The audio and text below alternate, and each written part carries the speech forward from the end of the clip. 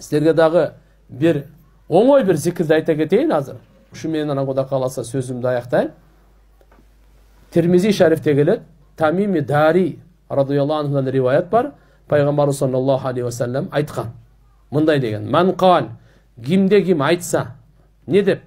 Ашхаду ан ла илаха иллаллаху вахдаху ла шарика ла, илахан вахидан, ахадан самадан, лам яттахиз сахибата вала валадан, ва лам якун лаху куфуан ахад." Ушуга чейин 10 маррат 10 жолу айтса ушу сөздү, катабаллаху лаху, Алла Таалага 40,000 хасана, 40 миллион сауап жазат экен. Ушуну 10 жолу айтсаңыз 40 миллион сауапка ээ болосуз, урматтуу эне. 10 жолу айтканга 1 минут кетет. 1 минута.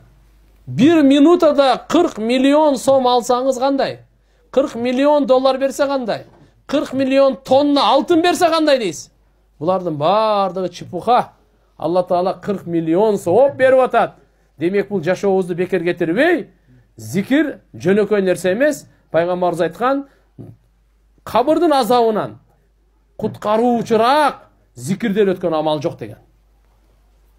Ошон үчүн иншалла бардык амалды көбүрөөк зикир кылсак, мүнөзүбүзгө таасири тиет, дуабызга таасири тиет, ибадатыбызга таасири сөзсүз тиет, мамилебизге таасири тиет туган. Кыжалат, кайгы киши инсанга келет баары бир. Ошону кетиргенге зикирдин таасири тиет. Макулбу? Алхамдулилlah, дуабызга таасири тиет. Зикир кылып дуа кылсаңыз, дуаңызда жан. Зикир кылып намаз окусаңыз, намазыңызда жан. Зикир кылып орозо тутсаңыз, орозоңузда жан. Ошон үчүн иншалла көбүрөөк зикир кылайын. Анан мүнөзүбүздү оңдоп, бирибизге жакшы ойдо болойлу.